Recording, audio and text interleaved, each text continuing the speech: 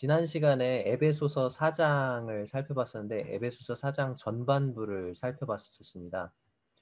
그 에베소서 4장을 한번 펴보시겠습니까? 신약성경 313쪽입니다. 에베소서 4장.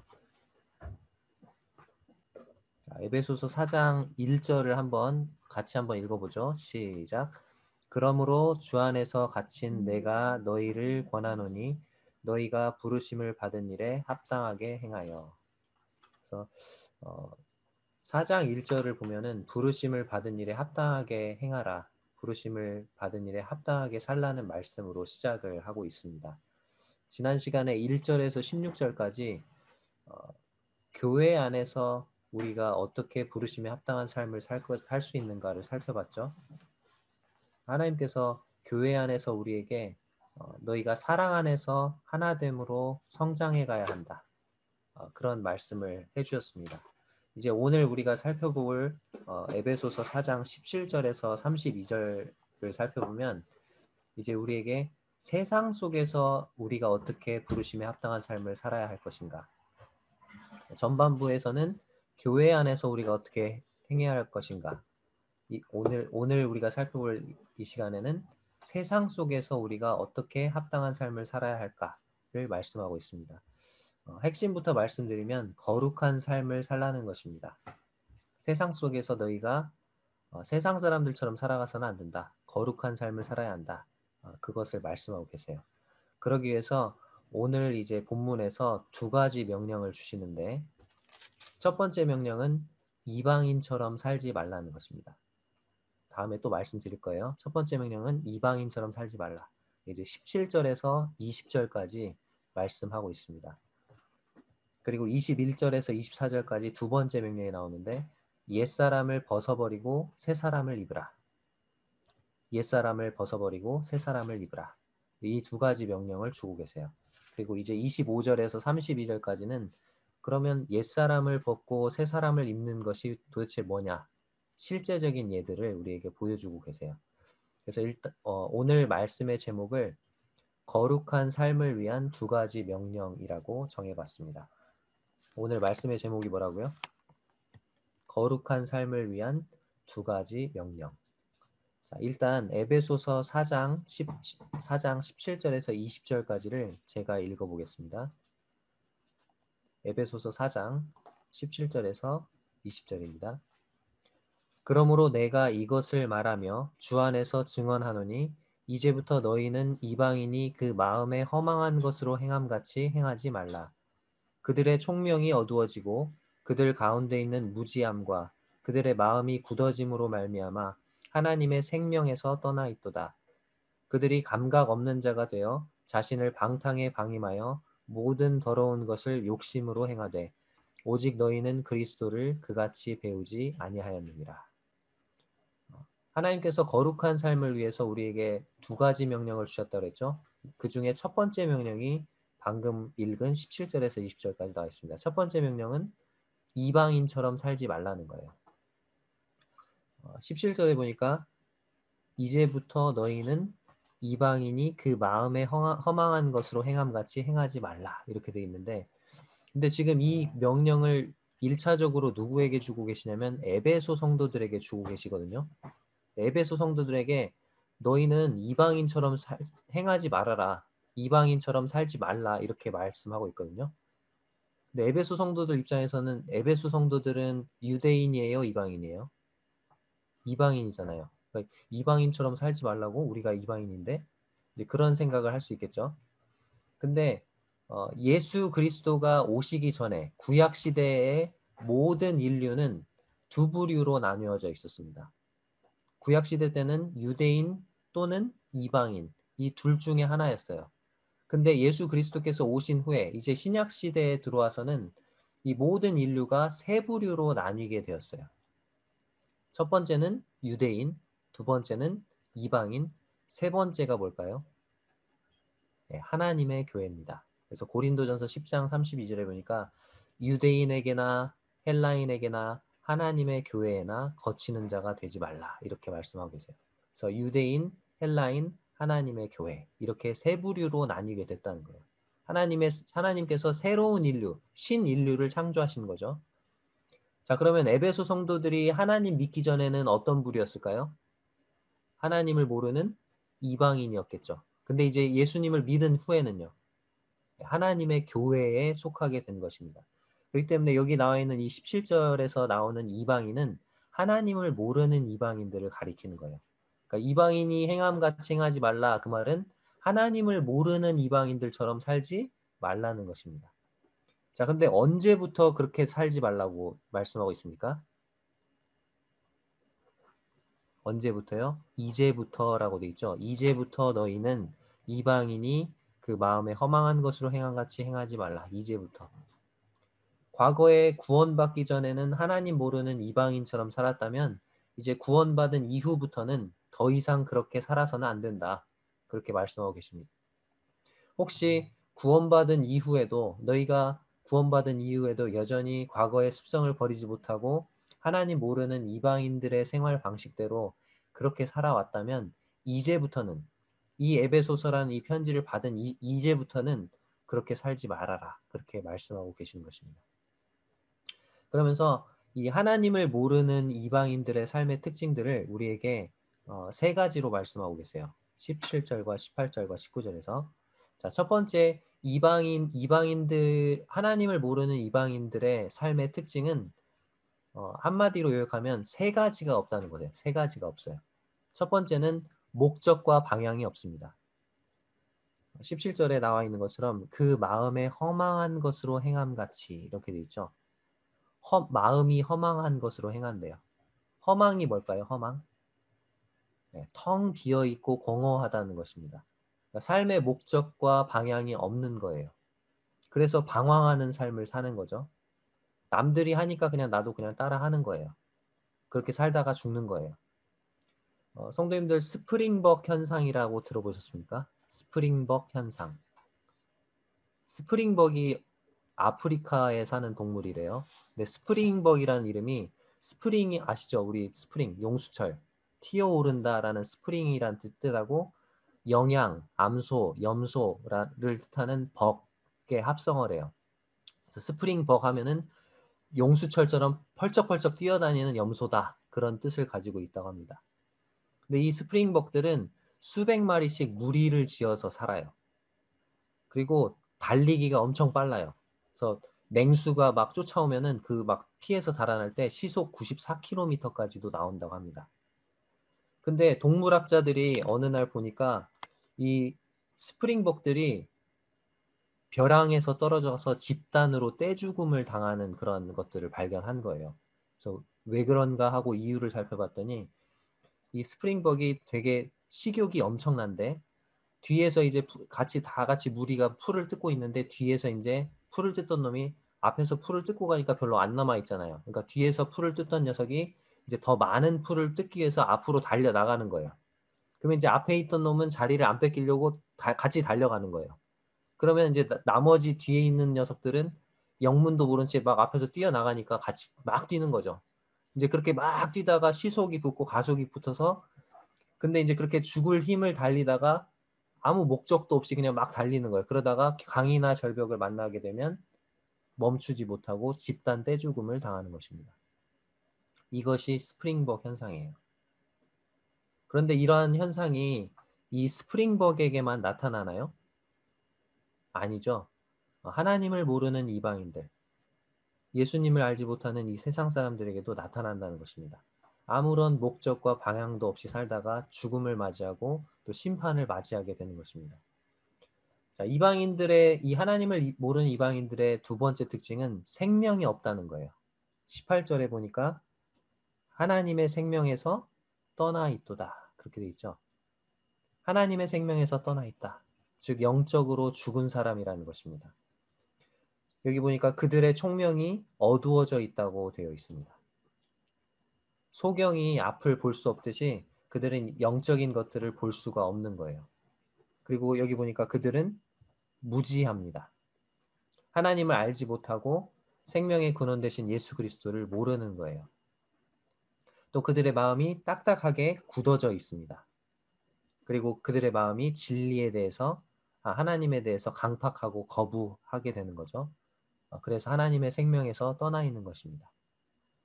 자, 이방인들의 세 번째 특징은 감각이 없다는 거예요.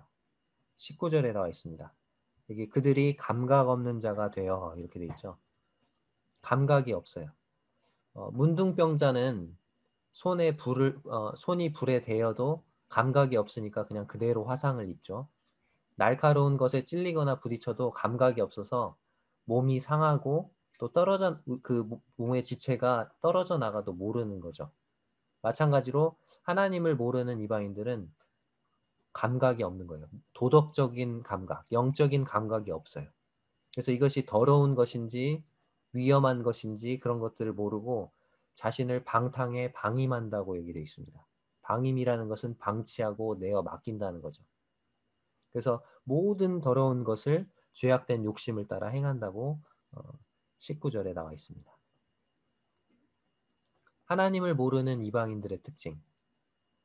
첫 번째가 목적과 방향이 없는 삶을 삽니다. 두 번째, 생명이 없습니다. 세 번째, 감각이 없어요. 그런데 20절에 보니까 오직 너희는 그리스도를 그같이 배우지 아니하였느니라. 제가 학교에서 영어를 가르치는데 제가 이제 수업 시간에 막 알려준 대로 영어를 안 하고 자기 나름대로의 방식대로 영어를 막 이상하게 말하는 친구들이 있어요. 그런 아이들이. 그런 애들한테 제가 우스갯소리로 하는 말이겠습니다. 너 어디 가서 김아령 선생님한테 영어 배웠다고 말하지 마라. 나는 너를 그렇게 가르친 적이 없다. 그렇게 얘기하거든요. 근데 여기 20절에서도 비슷한 말씀을 하고 있어요. 오직 너희는 그리스도를 그같이 배우지 아니하였느니라. 근데 여기 보니까 그리스도에게서 배운다라고 안 돼 있고 그리스도를 배운다고 돼 있죠. 보통 우리는 선생님에게서 배우잖아요. 그리스도에게서 배우지 아니하느니라 이렇게 안 돼 있고 그리스도를 배우지 아니하느니라 그랬어요. 물론 우리는 예수님에게서 배웁니다. 근데 동시에 우리는 예수 그리스도를 배웁니다. 그리스도는 우리를 가르쳐 주시는 학습 교사이실 뿐만 아니라 우리가 배워야 할 학습 목표가 되세요.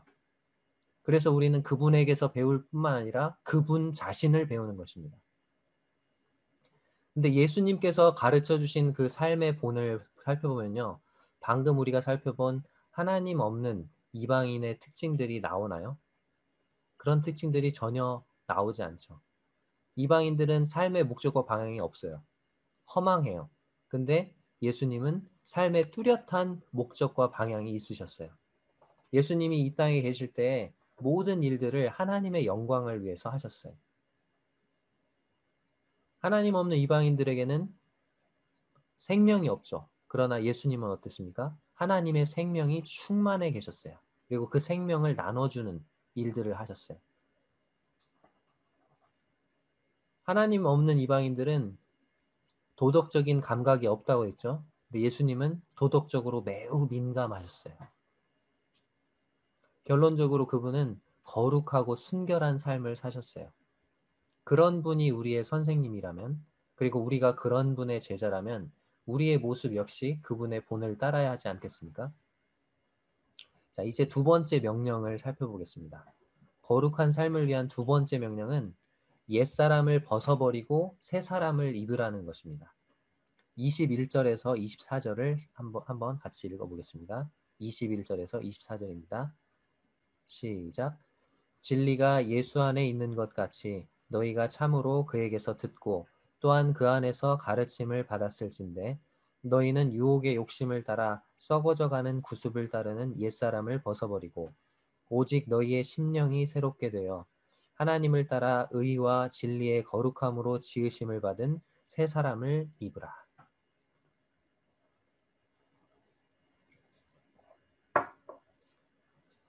21절을 보면 진리가 예수 안에 있는 것 같이 너희가 참으로 그에게서 듣고 또한 그 안에서 가르침을 받았을진대. 방금 우리가 20절에서 살펴본 한마디로 이것을 21절 방금 읽은 부분을 한마디로 말하면 너희가 진짜 참으로 예수 그리스도의 제자라면 이란 말이에요. 21절은. 예수 그리스도의 제자라면 22절에 뭐 하라고요? 명령이 하나 나오죠. 벗어버리라. 그리고 24절에 입으라. 자, 벗어버리는데 뭘 벗어버리래요? 22절 끝부분에 옛사람을 벗어버리라. 그렇게 되어 있습니다. 그러면서 이 옛사람이 어떤 사람인지를 여기서 또 옛사람의 특징을 말씀하고 계세요. 옛사람의 특징이 세 가지로 여기 나와 있는데 첫 번째로 유혹의 욕심을 따른다고 되어 있습니다. 옛사람은 유혹의 욕심을 따른다. 영어 성경과 킹제임스 한글 번역본에는 이 유혹의 욕심이 속이는 욕심들로 번역이 되어 있어요. 속이는 욕심들. 자, 욕심들이 우리를 어떻게 속이죠? 야, 네가 그 욕심대로 한번 그 욕심을 채워봐. 그 욕심대로 한번 만족시켜봐. 그러면 행복해질 거야. 그리고 욕심을 한번 채워봐. 괜찮을 거야. 그렇게 속입니다. 근데 욕심을 막상 채우고 나면 행복해지던가요? 성도님들 경험해 보셨죠? 욕심대로 채우면 행복해지던가요? 불행해져요. 괜찮던가요? 안 괜찮아요. 욕심을 채운 후에는 허무감과 죄책감에 빠지게 됩니다. 마치 사탄이 하와에게 선악과를 보이면서 야, 너 선악과를 먹어야 행복해져. 그렇게 그를 속이고 달콤하게 유혹을 했죠. 근데 막상 선악과를 따먹고 나서는 어떻게 됐습니까? 수치심을 느꼈습니다. 하나님과의 관계가 단절되었습니다. 그리고 에덴 동산에서 쫓겨났죠. 결론적으로 불행해졌습니다. 옛사람은 유혹의 욕심을 따르는 거예요. 자, 두 번째 특징이 썩어져 간다고 되어 있습니다. 썩어져 가는 이렇게 되어 있습니다. 옛사람은 지금도 계속해서 썩어져 가고 있는 거예요. 계속해서 부패해 가고 타락해 가고 있는 거예요. 옛사람은 절대로 더 나아지거나 개선될 수 없어요. 한마디로 구제불능입니다. 근데 이 옛사람이 계속해서 썩어져 가도록 그 연료를 누가 내줘요? 바로 앞에 나와 있는 유혹의 욕심. 그래서 유혹의 욕심을 따라 썩어져 간다고 되어 있습니다.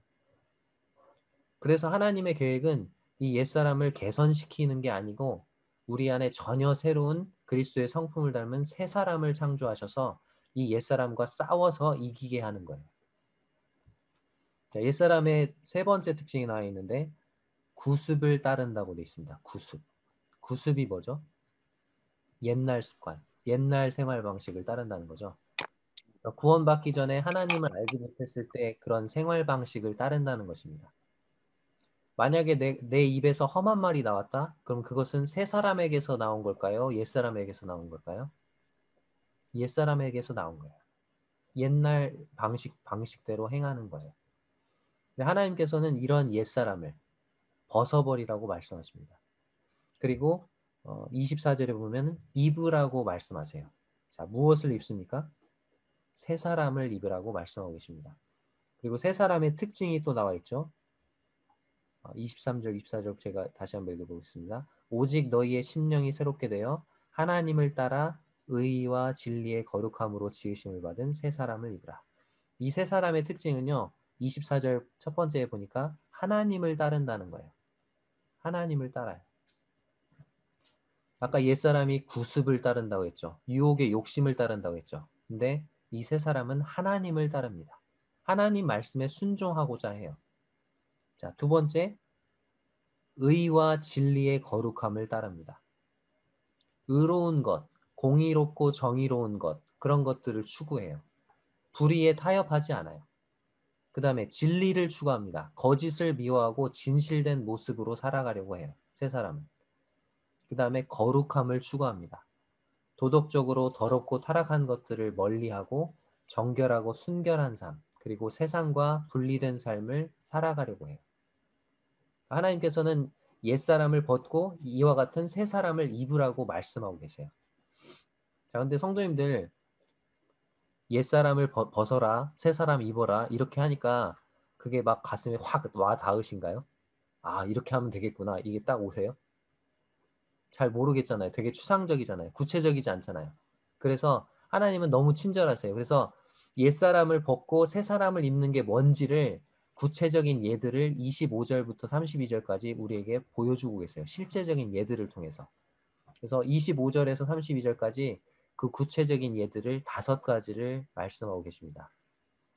자, 첫 번째는 거짓 대신에 진실을 말하라는 거예요. 25절에. 자, 25절 읽어보겠습니다. 그런즉 거짓을 버리고 각각 그 이웃과 더불어 참된 것을 말하라. 이는 우리가 서로 지체가 됨이라. 자, 옛사람의 생활 방식은 거짓이에요. 거짓말을 막 밥 먹듯이 하는 거예요. 근데 새 사람의 생활 방식은 참된 것을 말하는 거예요. 진실을 말하는 거예요. 거짓말. 어떤 것이 거짓말이죠? 반쪽짜리 진리 아시죠? 절반만 진리인 거. 그러니까 절반은 숨기고, 예를 들어서 아브라함이 사라를 누이 동생이라고 속였죠. 그거 진실입니까? 반쪽짜리 진실입니까? 반쪽짜리 진실이에요. 물론 이복 동생이었지만 아내였잖아요. 절반은 숨긴 거죠.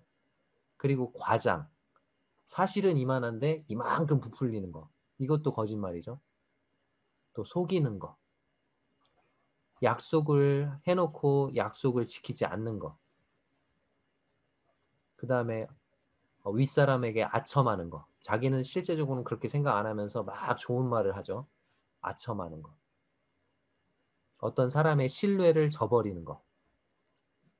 그리고 어, 자신의 소득을 속여서 세금을 적게 내는 거. 탈세하는 거. 이런 것들이 거짓이 될 것입니다. 근데 하나님께서는 그렇게 하지 말라는 거예요. 진실을 말하고 거짓말을 하지 말라는 것입니다. 그 이유를 여기서 이는 우리가 서로 지체가 됨이라 이렇게 말하고 있습니다. 우리가 서로 지체이기 때문에 서로 간에 거짓말을 해서 안 된다. 자, 우리 몸의 지체를 가지고 한번 생각을 해볼까요? 우리 지체들은 서로 거짓말을 하지 않아요. 진실된 정보만을 전달해줘요. 예를 들어서 제가 예를 들어 보겠습니다. 눈이 신호등을 봤어요. 교통 신호등을 봤는데 딱 보니까 빨간불이야. 근데 빨간 신호등인데 이 눈이 발에게 화가 났다고 발한테 야 건너가 녹색 신호등이야. 그렇게 거짓말 하나요? 그러지 않잖아요. 만약에 그랬다가는 발만 다치게 하는 게 아니고 눈 자신도 다치고 모든 몸의 지체들이 다칠 수 있는 거예요. 그러니까 우리가 서로 지체이기 때문에 거짓을 버리고 진실을 말하라. 그렇게 말씀하고 있습니다. 자, 두 번째 실제적인 사례는 분노 대신에 화해하라는 거예요. 분노 대신에 화해해라. 26절과 27절 제가 읽겠습니다. 분을 내어도 죄를 짓지 말며 해가 지도록 분을 품지 말고 마귀에게 틈을 주지 말라. 성도님들 분노에는 화를 내는 데는 두 가지 종류가 있어요. 첫 번째는 악한 분노가 있습니다. 잘못된 분노. 다른 사람의 잘못에 대해서 막 분개하고 앙심을 품고 미워하는 마음을 품는 거. 이게 악한 분노입니다. 근데 두 번째, 의로운 분노가 있어요. 하나님의 이름이 모독을 받을 때 우리 그리스도인들이 느끼는 분노가 의로운 분노입니다. 근데 의로운 분노 역시 적절하게 통제가 안 되면 그 의분 역시도 죄가 될 수가 있는 거죠. 그래서 분을 내어도 죄를 짓지 말라고 말씀하고 있습니다. 그리고 만일 우리가 올바르지 못한 그런 화를, 잘못된 화를 내게 됐다면 그것을 즉시 고백하고 버려야 합니다. 먼저 하나님께 고백을 해야 되고, 두 번째는 화를 낸 사람에게 고백하고 잘못했다고 용서를 빌고 화해를 해야 되겠죠. 여기 보니까 언제 그렇게 화해를 해야 된다고 되어 있습니까? 분을 언제까지 품으면 안 된다고요? 해가 지도록 분을 품어서는 안 된다. 해가 지기 전에 그 관계를 회복해라. 해가 지기 전에 하나님과 그리고 성도와의 교제를 회복해야 한다. 그렇게 말씀하고 있습니다. 그런데 성도님들 그렇게 하고 계십니까? 누구한테 화가 났다. 또는 화를 냈다.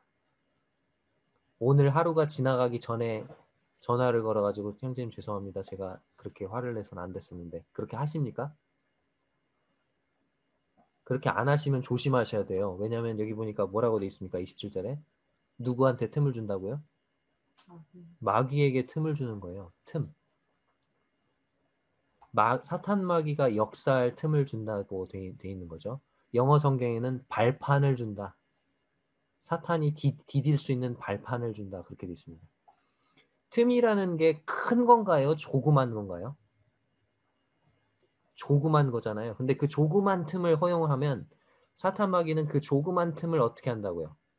비집고 들어온다는 거예요. 그리고 나의 분노를 이용해서 나로 죄를 짓게 만들고 또 다른 사람을 해치고 교회 전체에 악영향을 끼치게 된다는 것입니다. 그래서 분노 대신에 화해를 하라고 말씀하고 있습니다. 자, 세 번째 실제적인 사례는 뭐냐면 도둑질 대신에 구제를 하라는 거예요. 도둑질 대신에 구제를 하라. 28절 읽겠습니다. 도둑질하는 자는 다시 도둑질하지 말고 돌이켜 가난한 자에게 구제할 수 있도록 자기 손으로 수고하여 선한 일을 하라. 자, 지금까지 도둑질을 해왔던 사람은 이제 다시는 도둑질하지 말아야 한다. 그렇게 말씀하고 있어요. 자, 그러면 도둑질을 해왔던 사람이 그냥 도둑질을 딱 중단, 도둑질 스탑 이거에서 끝나는 건가요? 거기서 끝나지 않아요. 새 사람을 입는다는 것은 도둑질을 그냥 그만두는 거 거기서 끝나는 게 아니고 여기 보니까 뭐라고 되어 있습니까? 돌이켜 가난한 자에게 구제할 수 있도록 자기 손으로 수고해서 선한 일을 해야 한다는 거예요. 이게 놀라운 거죠. 자, 옛사람은 남의 것을 훔치고 싶어 해요. 근데 새 사람은요. 나의 것을 남에게 나눠주고 싶어 하는 거죠. 그 엄청난 차이인 거죠. 자, 그러면 도둑질 하지 말라고 되어 있는데 아, 나는 도둑질 한 적이 없어 이렇게 생각하고 하실지도 모르겠어요. 자, 도둑질의 예를 들어드리겠습니다. 어떤 게 도둑질인지. 혹시 내가 도둑질을 한 거에 없는가 한번 생각해 보세요. 자, 빚을 지고 안 갚는 거. 뭐 돈을 빚을 졌다든지 아무튼 빚을 진 다음에 안 갚는 거. 혹시 안 갚은 빚이 있으시면 빨리 갚으시기 바랍니다. 이게 그렇게 해야 되니까. 자, 두 번째. 빌린 물건을 돌려주지 않는 거. 혹시 성도님들 물건을 빌렸는데 깜빡 잊고 지금까지도 안 돌려주신 거 있다. 그럼 그건 도둑질인 거잖아요. 그죠? 빌려온 책. 우리 책을 빌리고 자주 잘 안 돌려주죠? 빌린 펜. 펜 좀 빌릴게요. 펜 빌려 쓰고 갖고 있어. 빌린 물건. 혹시 그런 게 우리 집에 있지 않은지 잘 생각해 보세요. 다른 사람의 것을 무단으로 도용해서 쓰는 거. 뭐 논문이나 혹시 대학생들 보고서, 표절, 중고등학생, 초등학생들 다른 사람 숙제 베끼는 거. 내가 해야 되는데 내 힘으로 풀어야 되는데 베끼는 거. 다른 사람의 지식을 도둑질하는 거잖아요. 예배당에 있는 물건을 집으로 가져와서 쓰는 거. 이게 도둑질이 아니다고 생각하니까 그렇게 하는 거거든요. 도둑질인 거예요. 내 것이 아닌 것을 무단으로 가져다가 우리 집에다 갖다 놓고 쓰는 거. 자, 거짓 지출. 지출하지 않았는데 지출한 것으로 영수증 보고해서 돈 타내는 거. 거짓 측량. 이만큼인데 이만큼으로 측량을 한다든지 측량을 거짓말로 하는 거죠. 그리고 실제 일한 시간보다 부풀려서 더 많은 보상을 받는 거. 직장에서 초과 근무 수당. 초과 근무를 4시간 달았는데 실제로는 1시간밖에 안 했어. 근무를 안 하고 막 그냥 세콤에다가 해놓고는 나갔다가 와가지고 퇴근할 때 한번 또 찍고 그러고 받는 거. 그런 것들 때문에 지금 매스컴 타잖아요. 막 공무원들. 우리는 그래서는 안 된다고요.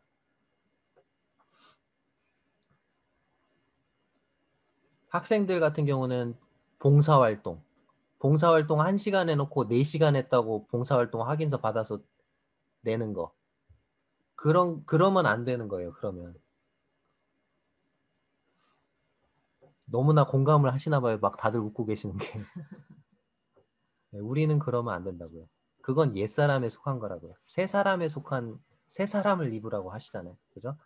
자, 29절에서는 이제 더러운 말 대신 선한 말을 하라고 말씀하고 있습니다. 네 번째 실제 사례. 더러운 말 대신 선한 말을 해라. 그래서 29절 한번 읽어보겠습니다. 무릇 더러운 말은 너희 입 밖에도 내지 말고 오직 덕을 세우는 데 소용되는 대로 선한 말을 하여 듣는 자들에게 은혜를 끼치게 하라. 더러운 말은 어떻게 하라고요? 너희 입 밖에도 내지 말라. 너희 입 밖에도 내지 말라. 아, 나는 별로 더러운 말 안 해. 깨끗한 말을 사용해. 이렇게 생각하실 수도 있어요. 또 제가 예를 한번 드려보겠습니다. 욕. 뭐 중고등학생들이 좀 약간 여기에 해당할 것 같은데 학교에서 친구들 막 욕한다고 같이 막 쌍시옷 들어가는 욕, 그런 욕들 그러시면 안 돼요. 욕을 하면 더러운 말이 입 밖에도 나가지 않게 하라고 말씀하고 계세요. 자, 욕까지는 아니더라도 성도님들 중에서 비속어 사용하시는 분들 계시죠. 비속어. 자, 비속어가 뭐냐면 상스럽고 거친 말이라고 돼 있어요. 사전에 상스럽고 거친 말. 이 비속어는 보통 듣는 대상을 얕잡아 보고 사용하는 거친 말이래요. 그래서 상대방에게 불쾌감을 주고 교양 없는 사람이라는 인상을 줍니다. 그래서 어떤 사람이 와가지고 옆에 막 내가 뭐 하고 있는데 막 이렇게 약간 방해한다든지 신경을 건드릴 때 우리가 그러죠. 꺼져. 그러죠. 자, 꺼지는 거는 사람이 하는 거예요? 불이 하는 거예요? 불이 꺼지는 거죠. 사람에게는 저리 가주세요. 저 지금 하고 있어. 이렇게 얘기를 해야죠. 꺼지다. 이것도 비속어입니다. 그 다음에 이거 학생들하고 청년들 되게 많이 쓰는데 쩔어. 쩐다. 쩔어. 안 쓴다고요? 다들 막 고개를 흔들고 있는데 몇 번 들은 것 같은데 아닌가? 쩔어, 쩐다. 이게 뭐냐? 엄청나다라는 뜻인데 이거 비속어입니다. 비속어예요. 그 다음에 경찰관을 짭새라고 부르는 거 이건 다들 알고 계실 거고 꼽살이 낀다고 하죠. 중간에 낀 사람 꼽살이 낀다고 하죠. 이것도 비속어입니다. 이게 딱 들었을 때 저 사람 별로 교양 없는 사람이야 라는 느낌이 오잖아요. 우리가 교양 없는 사람이라는 느낌을 세상 사람들에게 주어서는 안 된다고요. 요런 말도 많이 쓰대요. 지린다. 지린다. 이게 뭐 겁을 먹는다, 엄청나다 뭐 그런 뜻이래요. 근데 학생들과 청년들 엄청나게 많이 씁니다. 지린다, 오진다 뭐 이런 말들. 그 다음에 쪼갠다, 웃는다를 쪼갠다라고 해요. 쪼개지 마라 뭐 이렇게 얘기하는데 요것도 비속어입니다. 그 다음에 험담하다를 뒷담 깐다, 뒷담 까다 뭐 이렇게 얘기하는데 그것도 비속어예요. 이거 말고도 되게 많겠죠. 제가 다 찾아볼 수는 없으니까요. 근데 이런 비속어들이 상대방에게 불쾌감을 준다는 거예요. 그리고 저 사람 교양 없는 사람이야. 그런 인상을 준다는 거예요. 이게 깨끗한 말은 아니라는 거예요. 다른 사람들이 보기에. 그래서 우리는 이런 말을 해서는 안 된다는 거예요. 그 다음에 세 번째로 험담, 비방.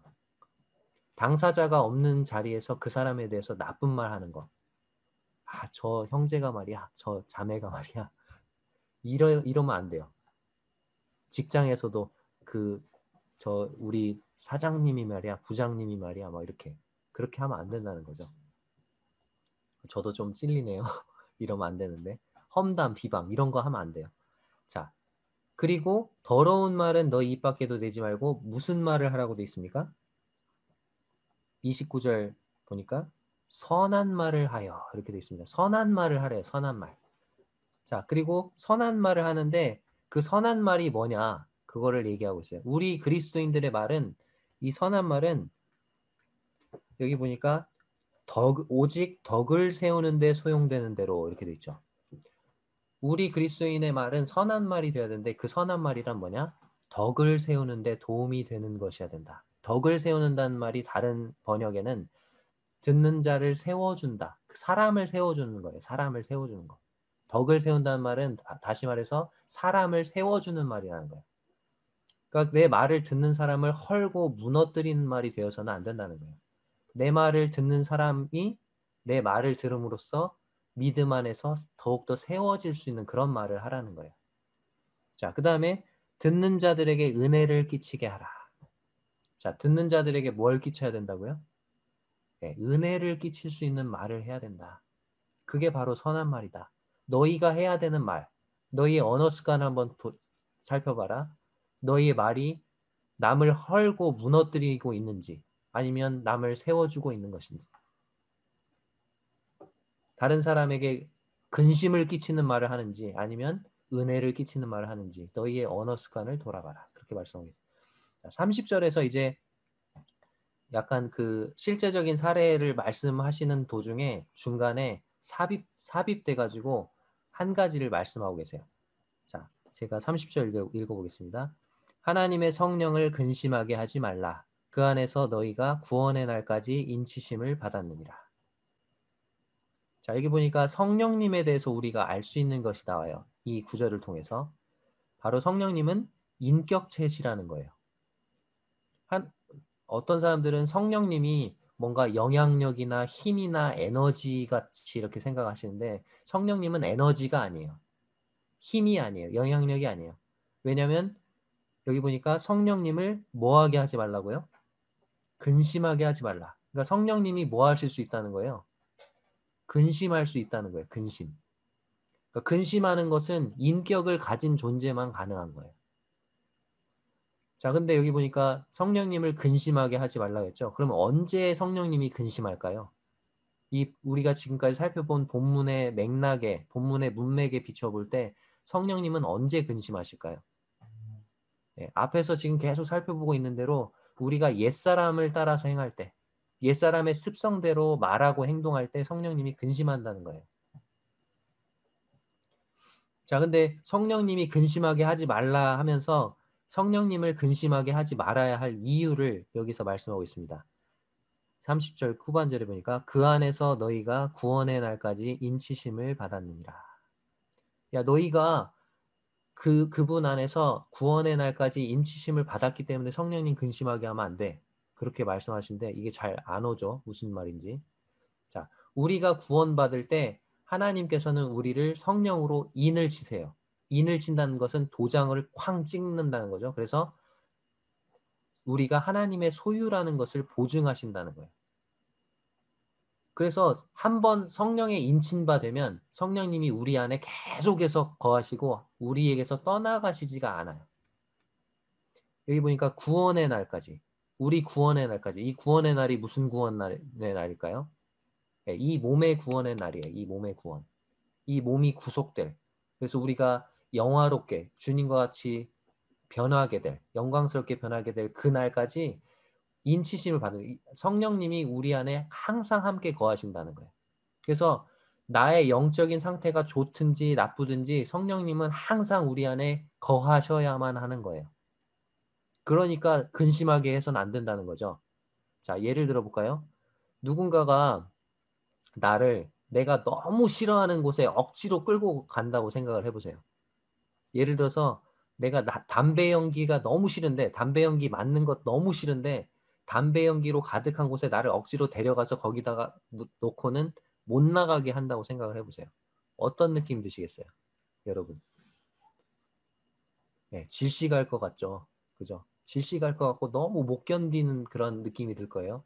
근데 우리가 옛사람의 생활 방식을 따라서 하나님을 믿지 않는 이방인처럼 살고 또 육신의 정욕에 빠져서 죄 가운데 행하면서 옛사람의 생활 방식대로 행할 때 바로 그때 성령님이 느끼시는 것이 이와 비슷하다는 것입니다. 그래서 성령님이 근심하게 된다는 거예요. 그러니까 하나님의 성령을 어떻게 하지 말라고요? 근심하게 하지 말라고요. 자, 이제 다섯 번째 마지막 사례를 마지막 실제적인 예를 31절과 32절에서 말씀하고 있습니다. 자, 같이 한번 읽어보겠습니다. 31절, 32절 시작. 너희는 모든 악독과 노함과 분냄과 떠드는 것과 비방하는 것을 모든 악의와 함께 버리고 서로 친절하게 하며 불쌍히 여기며 서로 용서하기를 하나님이 그리스도 안에서 너희를 용서하심과 같이 하라. 자, 여기 보니까 악독과 노함과 분냄과 떠드는 것, 비방, 악의 대신에 친절함, 불쌍히 여김, 용서를 하라. 그렇게 말씀하고 계세요.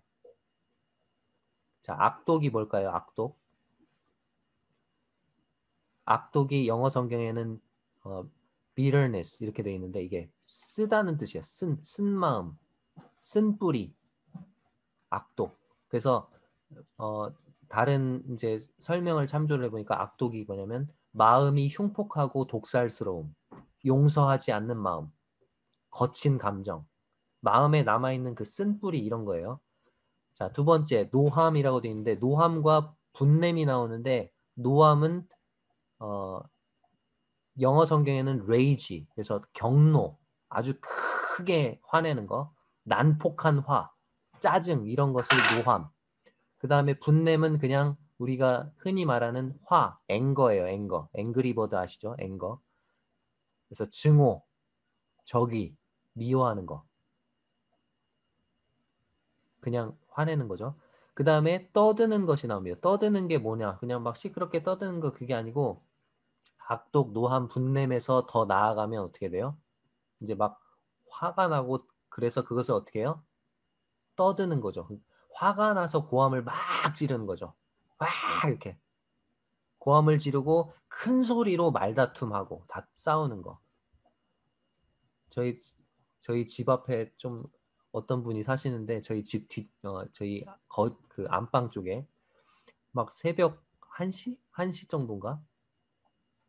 집에서 막 싸우는 거예요. 할머니랑 할아버지가 소리 크게 막 그게 들려가지고 잠을 못 잔 적이 있는데 아무튼 그런 거. 길거리 가다 보면 막 그런 분들 있잖아요. 막 큰 소리로 막 싸우고 막 하는 거. 우리는 그래서는 안 된다는 거죠. 그 다음에 비방하는 거.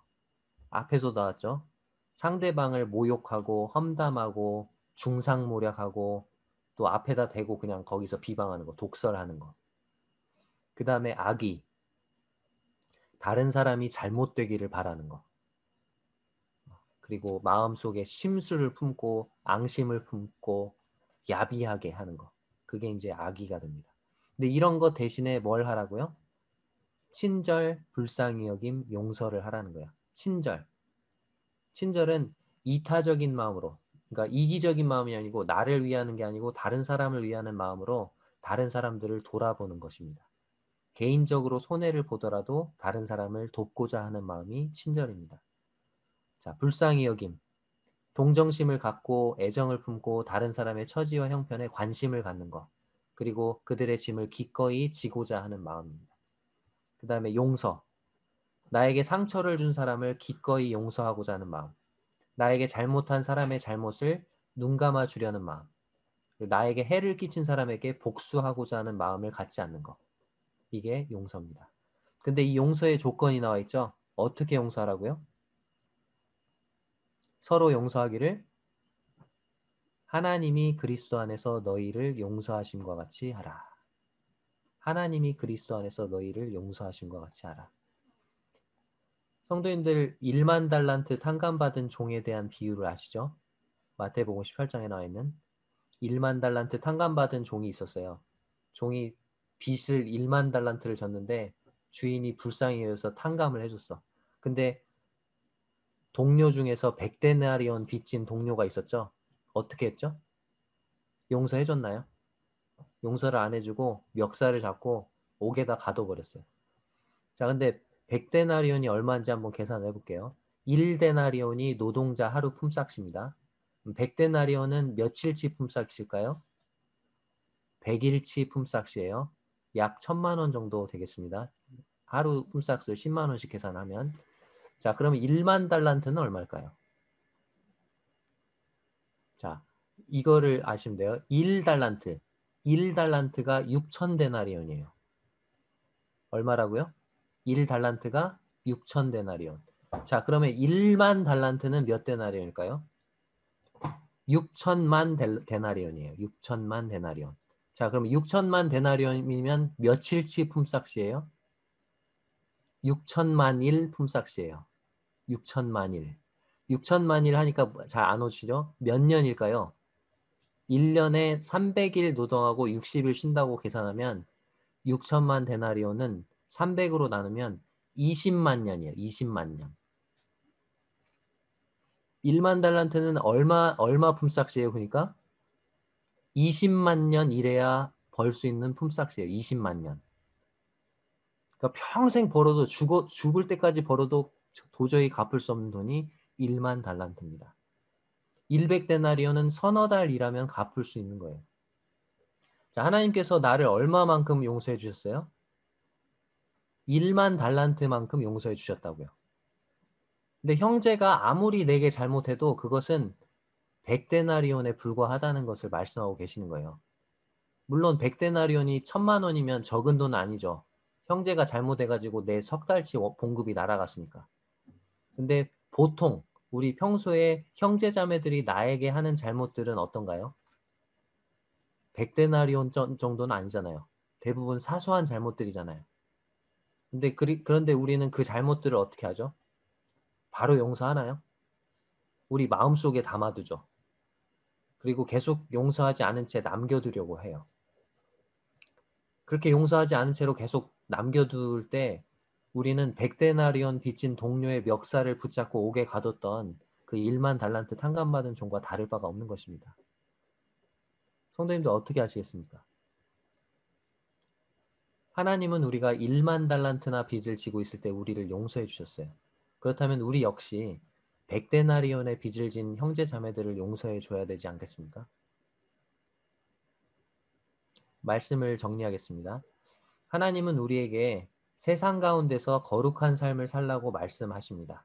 오늘 에베소서 4장을 통해서 거룩한 삶을 위한 두 가지 명령을 살펴봤어요. 자, 첫 번째 명령이 뭡니까? 이방인처럼 살지 말라는 거예요. 삶의 목적도 없고 영적인 생명도 없고 도덕적인 감각도 없이 방탕하게 살아가는 하나님을 모르는 이방인처럼 너희는 살아서는 안 된다. 자, 두 번째 명령이 뭡니까? 뭘 벗고 뭘 입으라고요? 옛사람을 벗어버리고 새 사람을 입으라는 거예요. 유혹의 욕심을 따라서 썩어져가는 구습을 따른 옛사람을 벗어버리고 하나님을 따르고 의와 진리의 거룩함을 따르는 새 사람을 입으라는 거예요.